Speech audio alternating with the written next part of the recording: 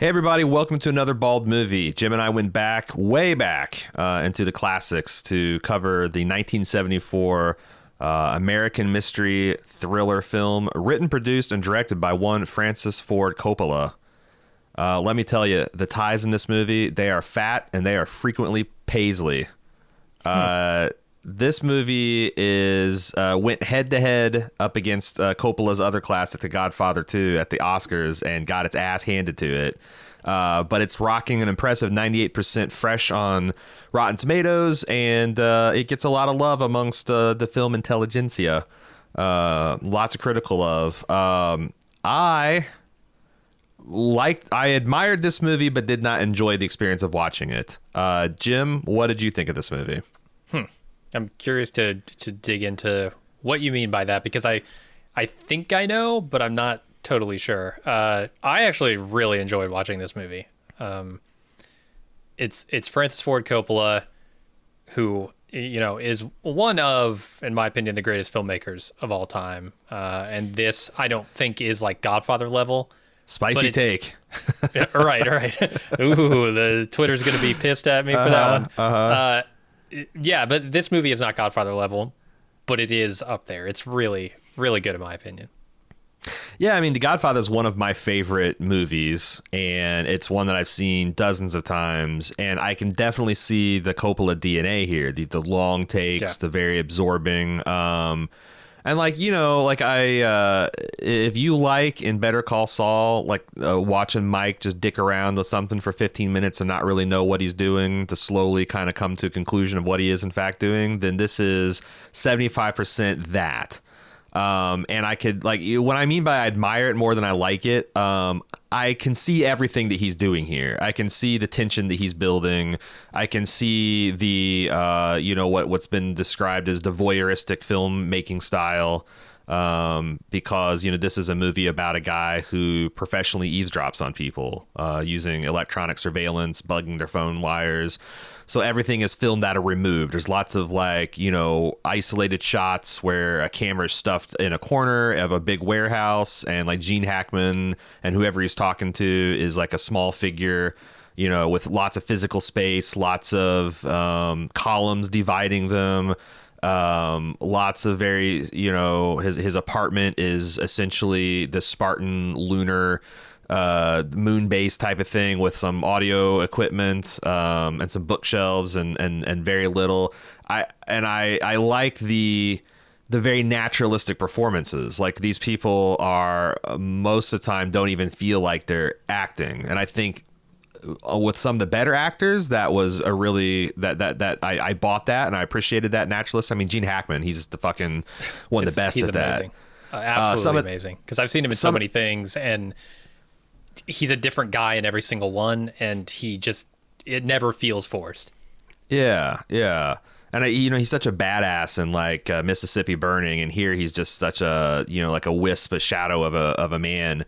But some of the other actors, I'm like, man, I kind of wish there was a performance to this, because they're not really giving me, or something just felt very stagey about some of it. Because that's the other thing. This felt very it gets frequently compared to Death of a Salesman. It felt very, stagey and performative that way. But like I said, I saw all the filmmaking techniques. There's a really kind of, I think, inventive and cool dream sequence that's shot very minimalist and is kind of like a clinic on how to do that, and it felt very dreamlike. But just the whole time I was watching this, I never was engaged by the central mystery. I never was really engaged by the characters, because this guy's just so hard to get a read on, to get he gives you nothing to he's not pathetic, but certainly a pitiable character, a miserable character. But I don't know. It just kind of left me cold. So okay. That's what I'm saying. I admired the filmmaking on display. It just didn't tell a story that I thought was particularly engaging or interesting. Yeah, and I found myself most of the way through the movie, and I won't give any real spoilers here, but most of the way through the movie thinking, man, I hope this isn't all there is to this movie, because I would have been a little dissatisfied had they left it sort of where I thought they were going to leave it. And I was thinking, okay, well, it's 1974, and maybe certain things were a little more, let's say, shocking back then than they would be now, and maybe I need to adjust my sensibilities. But then, the movie went on to do a little bit more than I expected, and I appreciated that. And I think the thing that the things you're pointing out about like the really excellent filmmaking are some of the things that drew me in, and I think Gene Hackman's performance was one that I understood. This man is living with a lot of guilt over things that have happened in his past. This man is very paranoid, and everything that they were doing with the filmmaking and the performance was telling me that, and I got really wrapped up in that story. And despite, I think you're absolutely right. It's not like a story that is super exciting, although it is a thriller. It's a very slow boil on the thrill, right? And the entire time you're thinking, okay, where is the thriller going to come in here? Because right now I'm just seeing things that I don't understand immediately. And they're showing you a lot of that up front. And so getting into that story could be kind of tough, I suppose. Well, but it absorbed me almost from frame one, like that overhead shot. So yeah, I was actually really excited. The first 10 or 15 minutes, I was like kind of on, it's funny because Amazon bills this as an edge of your seat thriller. And when I got done with it, I turned to Cecily and said, I actually fully used all of the seat. I leaned back and reclined a lot. But like, I was like, and man, I meant to write down the sound designer who gets a lot of credit for this film, but like the pleasure of watching these guys snoop and eavesdrop, and how the sound design, like that, like warbling, almost something from Star Wars, kind of like R2-D2 soundtrack of them trying to isolate the audio tracks and stuff. I thought that was really, really fascinating. But for me, the wheels fell off as soon as he visited his girlfriend's apartment, and then they continued to lose a wheel about every 15 minutes from there on out. Before we get into spoilers, maybe I could do a synopsis for people who might not be familiar with the movie, or who have seen it but maybe need a refresher for what it's about. This film is about a character named Harry Call, and he is the best bugger in the West. He's a which maybe not the same meaning nowadays, but okay. If you're British, maybe that means something different. Yeah, you just might have spit out your tea and crumpets. But he's the best bugger in the West. He's a private investigator hired to eavesdrop and surveil targets using electronic means. He takes a job from a director of a giant company to spy on his wife and her suspected boyfriend. The job is very complicated and takes every ounce of Harry's professional and technical skills to achieve. But Harry suspects the audio he's recorded might end in murder, and is deeply conflicted as to his own personal involvement and culpability of any violent acts that might follow. So I wanted to get into what you said about how unconventional this is, because I usually when I like a film, I don't do a ton of research because I have a lot of my own ideas and stuff. But like, I didn't like this, so I did a lot of digging. I read a lot of reviews. I don't know where I got this from, but someone opined that the interesting thing about this film is this is a Hitchcock film, but they take like a bit player out of a Hitchcock film, like normally the guy who's delivering the bug tapes from the jealous husband from The Mistress is just like a guy in a raincoat, and he drops off the envelope and the businessman says, "Thank you very much." And then the film goes on. This is all about that guy. This is all about the job. This is all about his history. This is all about what makes him tick. This is all about his own weird world of paranoia and mistrust and isolation. And it's like Hitchcock making a meal out of that little 30-second throwaway piece. And like I said, I feel like I'm making the movie sound way cooler than it is. Because the best bugger in the West is just a really weird, uncomfortable dude. And I felt I mean, maybe the movie worked on me and I just didn't like it, because I felt very uncomfortable watching the whole thing. Like, his reactions to people is just so, I don't know. Like, he just has no idea how to relate to people in any kind of normal fashion. Like, people are begging him. Like, is it John Cazale? Yeah. Fredo from the Godfather series, and he also had a prominent role in Deer Hunter. I like that guy a lot, and he's a pretty likable guy in this film. But this just Harry like fucking uses him, and he won't. He's his right hand man, but he doesn't trust him with any of his the secrets of the trade.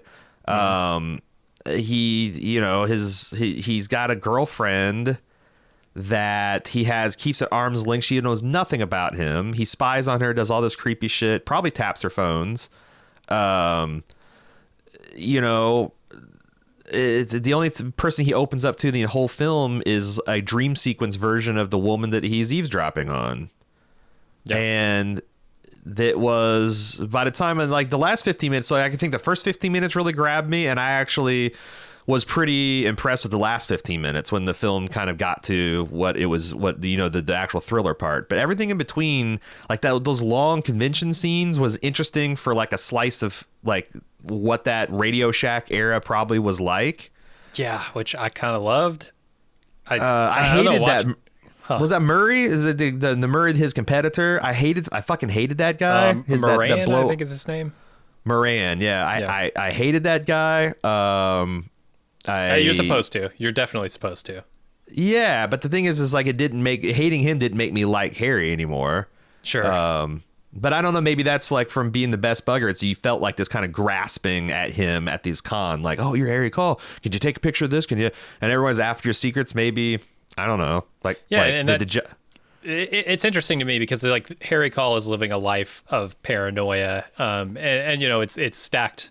It's topped with a little cherry of guilt as well, because like he's got this past where something very traumatic happened as a result of his work, and he feels extremely guilty for that. But the paranoia, is interesting to me because he's in an industry where paranoia is kind of his trade, right? Like, he's spying on people. He knows that people get spied on. He's trying to be very careful. He's kind of bad at it. Like I was reading Ebert's review, and I think he kind of pegged this guy exactly right. He is not good at this. His landlord has a key to his house, sneaks in past his alarm system, and drops off a gift in the first scene. It's like right. He can't even keep his landlady from getting in. So like, how good is he really at his job? But everybody says he's the best. But he's living a life in an industry of paranoia, and then on top of that, it's not just his work, but the people in that work too that he's got to be paranoid about, because they all want to steal his secrets, right? Moran is clearly there just to get information out of him. I think they make a point in that convention scene that maybe Moran has stolen some ideas from other people, and that if he gets this information, he'll just take it, he'll turn it into a product and make $1 million on it and cut you out. There's two levels of paranoia there that I liked. Yeah, he's a very conflicted guy because he's got that paranoia, but then he also has this wild hair to invite them all back to his studio shop to throw a party with a bunch of hookers, and won't open up to anybody, but also gets bugged, which leads to him kind of being embarrassed and humiliated. And that's like there is some interesting things there, like the fact that his hobby is playing backup saxophone to a record player. Uh-huh. Like I can't remember who pointed this out too, but that's like even in his hobby, he's obsessed with enhancing audio, adding, finding the missing piece and layering that in there. And I thought, so thematically, I like this film because it's such a wild trip to go back in that mid 70s and see what people's expectation of privacy is versus 2020, where I know this is something you and I don't necessarily see eye to eye on, but I've essentially given up on all expectations of privacy. I fully expect every phone call that I make, unless I use like an encrypted signal app or something, every text I send, every Twitter, I feel like those are all going into a database and no one's maybe listening. Oh, yeah. But at any time, they could go back and review the last 15 years of my conversations like some kind of library. And I've kind of made peace with this. But and what a different world. We live in a world where everyone kind of was brought to that was brought to their attention. Everyone kind of like shrugged and said, big deal. I want to play Farmville, whatever. And this, is reflected in Harry Call, this man who's an expert at violating privacy, but yet has this naive notion of his own. He's got an unlisted private phone number that everyone knows somehow. His landlady knows, his client knows, who's not even a government. Like that's the thing. It's like I I belabored under the fact that he was like a director. I thought he was working for the director of FBI or CIA. I did too for a long time in this movie. But he's just working for a, big corporate conglomerate, but nothing with like broad international super espionage reach. And, dumbass Harrison Ford gets his phone number. I just thought Go ahead. No, I just think it's very schizophrenic how he has this expectation of privacy when he knows full well how many tricks there are to violating it. And, and that leads to, I think, another great, like the final closing scene is great. Him literally destroying his apartment and his life in a futile quest to get his apartment clean. Mm-hmm. To be free from any of these strings or any of the surveillance. Yeah, and I start pondering in the last 15 minutes, like, what was even real? Yeah, and I feel like I have a pretty good handle on what was and wasn't real. Yeah. The toilet. Was the shining toilet real? I don't think the shining toilet could have been real, literally. I think it's more symbolic of a murder that may have taken place in there. Was the phone call no, that it can't. Well, could it be a murder? I'm trying to think, like, could they stage an accident with a body that was murdered? Probably. But I don't know. He was stabbed in the neck, if you take what he saw literally, and then drug out and I guess put in a car and sent down a street to crash into a building or something. I don't know what he did. But there are two sort of ways that could go. One is like, well, he was murdered in the hotel, he was taken out and staged as an accident, or he wasn't actually murdered in the hotel, it was just an accident and this guy's reading too much into it because he's so paranoid.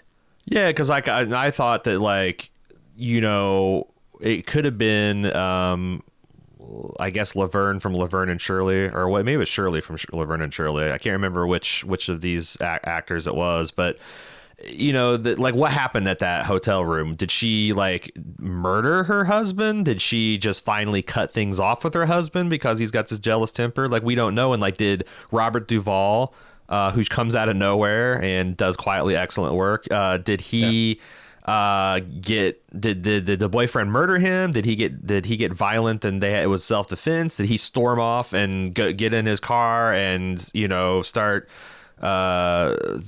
taking corners too fast and wreck? Like, and so that's that what led to my next question is the phone call he gets where it's like, we know is that his imagination? Because I took the toilet was his imagination, which then I thought, because if I decided at the start of this sequence when we started breaking down, I said this is going to end in one of two ways. He's either going to find a bug and then I'll believe that all this stuff is real, or he's going to find nothing and I'm going to think that this is all a victim of his feverish imagination. He didn't find anything, so that led to my conclusion of him just he's letting his paranoia get the better of him.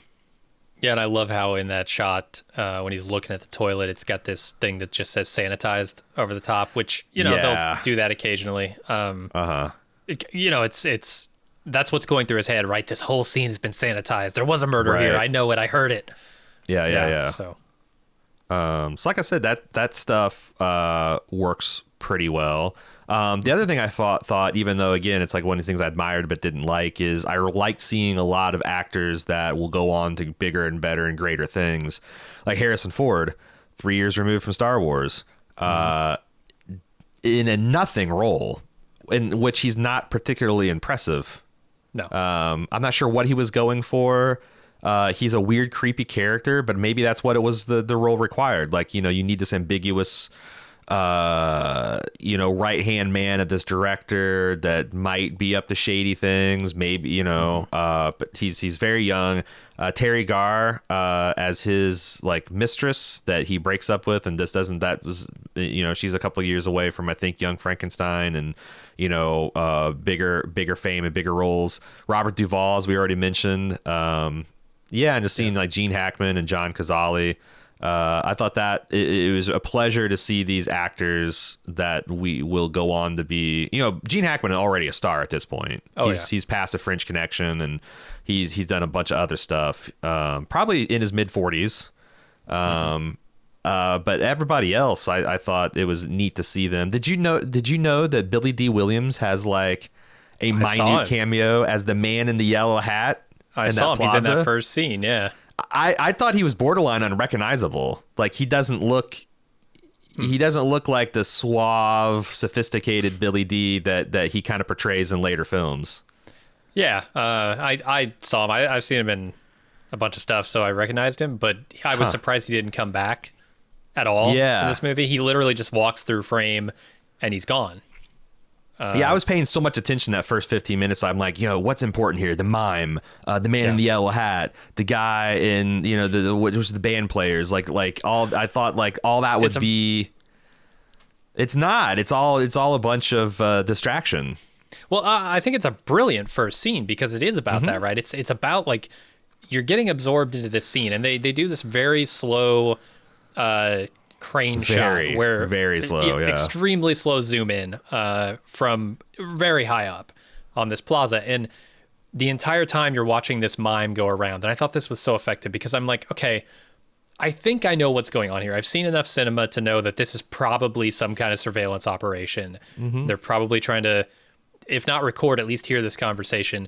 And there's this mime going around and annoying the piss out of everybody. And I kept thinking, like, God, if you're Gene Hackman and you're on a spy operation right now and this mime is harassing you, how annoying must that be? But then it turns out the mime is part of it. So, like, I thought it was really brilliant. I was doing the same thing you were. I was looking for, okay, who are the people I'm supposed to be monitoring? Who's in on this operation? Where are all the clues? And by the time you get to the end of that, it's not really so much about that, right? This is just a setup for the conversations that we're going to be listening to the rest of the episode or the rest of the movie. What was remarkable to me is like the sound design in this particular section of the film, because I found myself, I noticed like 2 minutes in that there was like garbled voices, and I'm like, what is wrong with my TV? There's something is wrong with the audio here. And I backed out of the Amazon app that I was using to watch it. Oh, really? And I was like playing other things to see, okay, no, it's not my TV. It's not my setup. There's something wrong with this movie, maybe? Am I going to have to request a refund? Like, and I kept, once I discovered, oh shit, no, that's just how the movie is supposed to be. And it's supposed to put you in that headspace of like not quite catching, like desperately wanting to catch this conversation, but not being able to. And I thought about moviegoers in 1974 who would go into a theater, hear this garbled audio, and probably go, there's something wrong with the sound system in this theater. I want a refund. Like, how many people walked out of this movie or walked to the manager's desk and said, I need a refund right now. Your theater is broken. Yeah. This is like world-class Oscar-worthy sound design, and it comes across as like a broken audio track. Yeah. Right. But no, it was fantastic, though. It really absorbed me immediately. Yeah, and it tells you a story of like this visually cluttered, cinematography landscape is matched in the audio, aurally cluttered soundscape that he has to like, we had to like, okay, ignore the mime, ignore this guy in a trench coat, ignore the band, ignore, like he's doing that with his technical skills, isolating tracks and changing frequencies. And I thought that I thought that stuff was really cool, like him messing with his Radio Shack stuff. But it's a process, man. Like it takes him, like I think it's like a 4-minute scene, him piecing together that he, if he had the chance, he'd kill us, or I forget exactly what the words were. Mm-hmm. When that thing finally comes together and snaps, but then the movie goes away from that for so long that I just couldn't get into the convention scene and the post-convention scene. And I guess like what was tying you to the story at that point? Once we got to Terry Garr's apartment, and she essentially has series of monologues against his monosyllabic responses. Mm-hmm. And the movie never really got me back until like the last 15 minutes. And in fact, the movie didn't even get me back until like when he went out into the balcony, and like that blood and like, like the figure slammed against the glass and there's blood. And I was like, holy shit. Okay. The movie's out of neutral. It's actually driving again. What was holding? Yeah. What was your tether to the story during that like hour, 15 minutes stretch in the movie? It was really the conversation. Like I wanted to see, okay, what did they say on this tape, and why is it important? Why is it intriguing this guy? Beyond just the duty to his job, his craft. Yeah. And then by the time they got to the convention, the spy convention, I was kind of all in watching that. I think Alan Garfield, who R.I.P. Alan Garfield, just died a month ago of coronavirus complications. No shit. Who is he? He was the guy who played Moran. The rival. Wow. Yeah. By the time I got to that, he's fantastic in that scene when he's doing his sales pitch thing on the floor, his demo of the phone thing. And I was wondering if they were going to go, the direction of like, oh, he spies on his own house and hears things he doesn't want to hear. Yeah. Turns out it was just for the demo and a joke, but that was a really good, engaging scene, I thought. Yeah, no, he's the type of sleazy salesperson that doesn't mind implying that his wife is cheating on him to sell a joke so he can sell a piece of bugging gear. Yeah. But there was every once in a while something that kind of perked up my ears, like when they revealed that, there's like, he goes to confession and he says, oh, I stole a couple of newspapers and I had some impure thoughts, and also what I'm doing might get some people hurt, and that's happened before. And I'm like, oh, interesting. And then we hear about this 1968 Teamsters union job that he pulled that led to a man's wife and children being skinned alive and then beheaded. And it's like, now you're starting to see, like, I guess he used to be an East Coast operation, and he moved, like, he might have good cause to be paranoid, but like, I kept on thinking of his backstory, like, so he's afraid that gangsters are going to kill him. He moves to the West Coast and kind of and starts extreme paranoia. Is that where it began, where he starts locking his doors with 3 locks and he lives in an unlisted stuff? But like, has he gotten sloppy because he's getting a little lonely? So, but there again, it's like, the thing is, I feel like I'd have to watch the film another time or two to get some of those finer points. I just have zero desire to do that. That's the thing. You can look at a lot of Coppola's work and say, one of the things I admire about it is the patience that it has. Yes. And it's something that's almost entirely lacking in film today. Like, there is no patience in cinema. It's get to the point and show me the cool stuff, and I want to get home and do the other 500 things I have to do today. Yeah.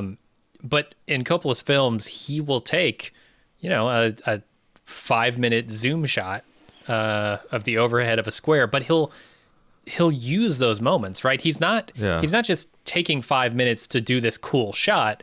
He's taking 5 minutes to explain everything you need to know about the setup of this character and this situation, and he's doing it in ways that aren't just exposition, just telling you what's happening. He's making you feel what's happening, and I appreciate that so much. And I think that's a microcosm, but then in the macro, you look at this film and some of Coppola's other works, and you sort of see that he's doing that with the entire narrative, the entire story. He's got this patience, because the things that you're talking about with this backstory for the character of Harry don't really come out in the movie until you're halfway through it, at least. You don't understand why this man has so much guilt. You don't understand why he is the way he is, and that unfolds very slowly through the film. And I think that was part of the thing that was keeping me engaged, is just finding out more about him, because you're right, he's kind of a nothing of a man other than his work in this film. But over the course of it, you find out why that's true. Yeah, I don't know why, because you talk about the way film is edited today and how frantic it is, and like a lot of people blame MTV, but it's been a constant. If you go back, and the further you go back into Hollywood, the slower things are. Like, if you look at, I remember the first time I watched the Maltese Falcon, and I'm like, holy shit, they're gonna show Humphrey Bogart get up from his desk, walk around his desk, walk across his office, open his door, camera on the other side of the door, walk out of the door, down the hallway, get in the elevator. Door closes on the ground floor. He comes out of the elevator, walks across the lobby of the office, out the revolving door, walk down the sidewalk, get in his car. Because I'm like, what, people in the 30s and 40s, like, whoa, Humphrey, what, did you just fucking teleport to your car? How we got lost? What's going on? And like, as time goes on, like, you just cut more and more and more till you get something like, fucking Fast and Furious, where they're like in Cuba and then they're in Dubai with just an establishing shot of the towers hills and the desert and you know, but like Godfather does that shit too. Like I'm thinking that scene where the Godfather sends Tom out to deal with the Hollywood guy. Mm-hmm. They show Tom get in the car, drive to the airport. The whole time, that swinging music is playing. They show him get in the plane. The plane takes off, wheels up, flies over Hollywood, wheels down, land in the airport. Guy meets him, drives out there, establishing shot of the guy's mansion. It takes like 4 minutes to move him from the East Coast to the West Coast to where he has the meeting with the guy.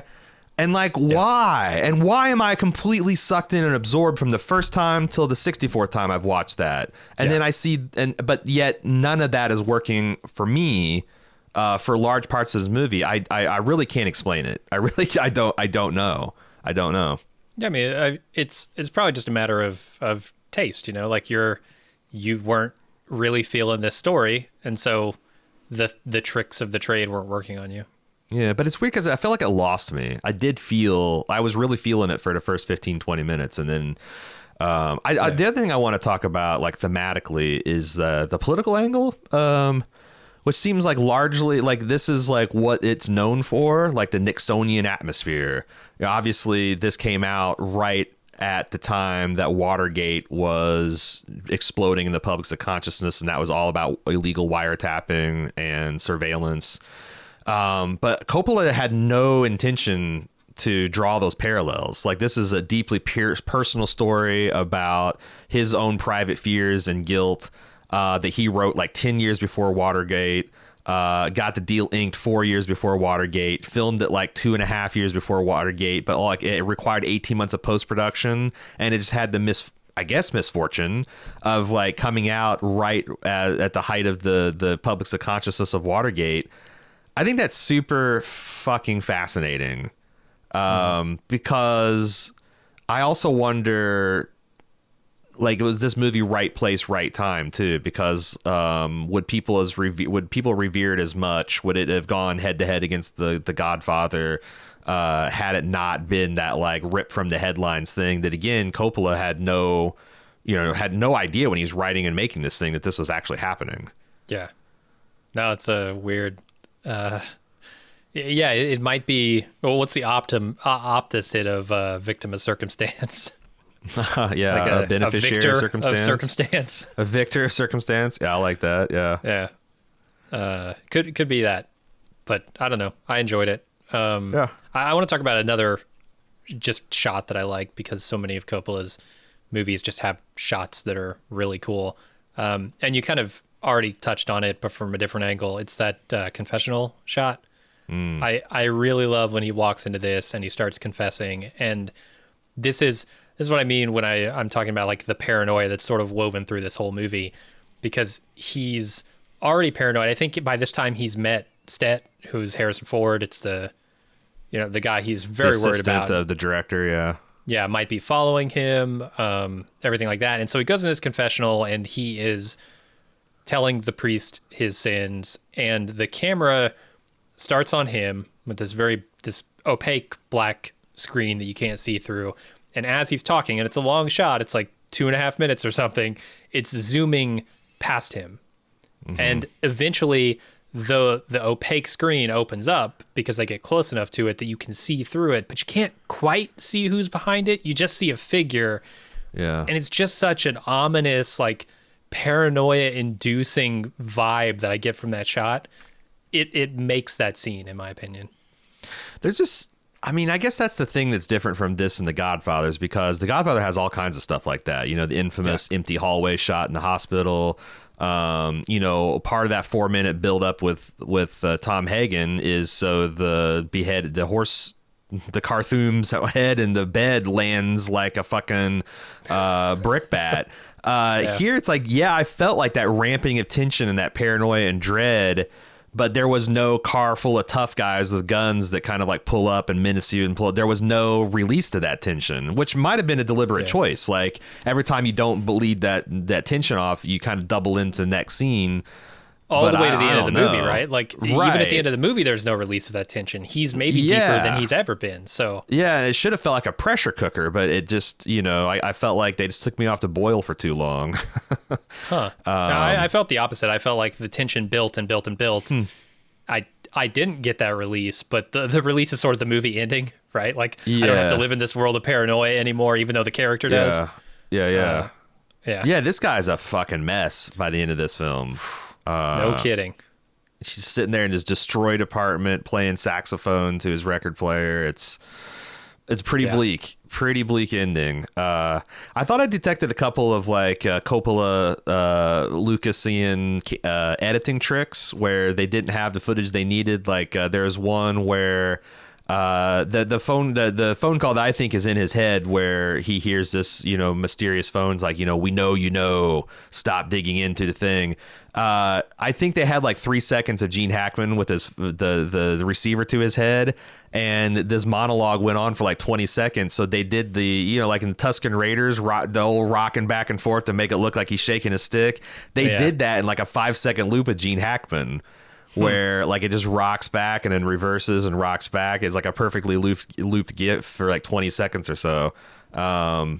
Did you were shaking your head? Did you see a couple?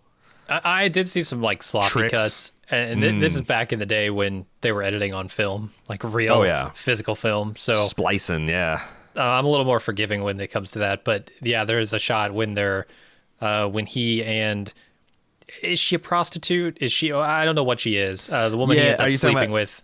Yeah, she steals his recordings. That's right. She's definitely a call girl.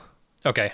When they're talking in the warehouse and they're kind of like standing far apart from each other on these beams, you can see a shot where it's like she kind of starts to move into frame and then it cuts and she's just standing totally still and then starts moving like 2 seconds later. It just feels like a sloppy cut.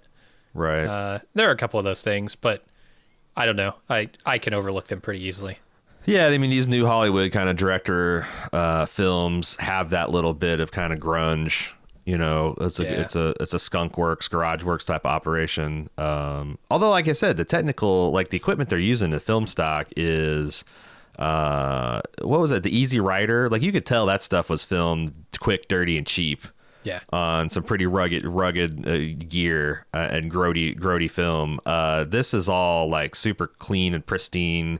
But yeah, they were doing the analog editing. I would love to see how long the sound design on this thing took, because getting that, like, this is every bit as impressive as like what Ben Burtt does on Star Wars as far as like making these like digital and at the time this was a pretty, I imagine the average Tom, Dick, and Harry didn't know like what it sounds like to like all these whistles and hums that a phone system generates, and like what like these extremely uncompressed or lossy like recording systems pick up. Like, what does it sound like when someone you got a shotgun mic rigged with a telephotoscope that you can precisely track someone's mouth and they step behind a Christmas tree?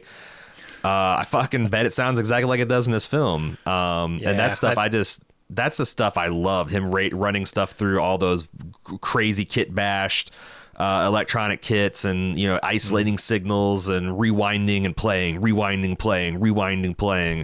all these reel-to-reel systems and stuff. I thought that was super, super cool. Oh yeah, and I'm a sucker for like those kind of techno thrillers. Maybe that's why I enjoyed this movie at the core, is because it is a techno thriller. It's just of a different era, and it's somehow even more fascinating to me to see what I don't believe that this was state of the art in 1974, but I do believe that Hollywood thought this was state of the art in 74.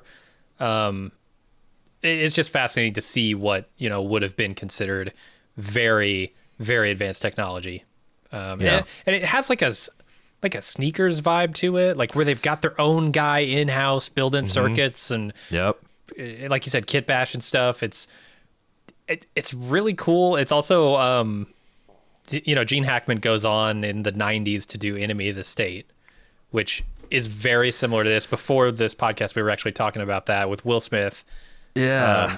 I love that movie too. So I like that movie a lot. It's got a lot more action in it. But that's now that I've seen this movie, that's a straight up Harry Call reference. The fact that he's got like in Enemy State, he lives in like a Faraday cage. Mm-hmm. But this character lives in essentially the same thing. He's got his private like he's got his office separated from his like techno lab with like this, padlock and chicken wire fencing that is very. At first, I thought it's like, was he really worrying about that kind of? But like in the early 70s, you probably weren't worrying about people picking your signals off of your computer or something remotely. It was more just like physical security, right? Like he wanted to place in his like he'll give old John Cazale a key to his office, but he won't give him a key to the most holy of holies section where all of his custom gear and stuff is. You wouldn't really have in his line of work any radio signals that you're dealing with either. He's doing everything physically in the location, not transmitting anything. So you have to have physical access. You have to drill holes in walls. You got to tap things. You got to all that kind of stuff. Did you do any research on this guy's name? Harry Call? I saw it mentioned. Yeah. Like, so the call is an old timey word for like the amniotic sac that a baby's born in, and sometimes when the babies are born, that sac gets caught up and like it drapes over their face, and like from antiquity, those are considered signs of good luck. And in particular, I guess sailors would buy them because they thought that would keep you from drowning. Like almost like a primitive diving bell or something. It didn't make sense. It's just more of a totem kind of thing. Yeah. And I knew all that because like that some of that plays into like this old timey sailor superstition that from my favorite book series, the Patrick O'Brien series. So I was wondering if they'd do anything with that. And then in his dream sequence, he does mention that he was born like half paralyzed and he almost drowned, but didn't because of the holy oil and stuff. And I started kind of like getting on the edge of my seat, like, oh, they're going to do something with this, but they don't really do much with it. I think there's something that they're intending there. Character development, but that's not. Yeah, but they don't. There wasn't like, I was wondering if you had like seen if there's any more there. No, not that I'm aware of. Well, I think that's about all the conversation that we can have about the conversation. Next week, we're going to be keep riding this prestige train, counter programming against our remaining Westworld coverage and Rick and Morty with the 1992 epic historical drama film directed by Michael Mann, starring Daniel Day-Lewis, Last of the Mohicans. This is a somewhat important film to me because it's the first rated R film that I ever saw in a movie theater. So I've never seen it. Yeah, I think I've seen it. I've seen it once since then, and I really, really liked it. And it's again Daniel Day-Lewis, Michael Mann. I'm expecting some great things from it. So if that sounds good, meet us back here the same time for a in-depth discussion of Last of the Mohicans. Until then, I'm your host Aaron, and I'm Jim. See ya.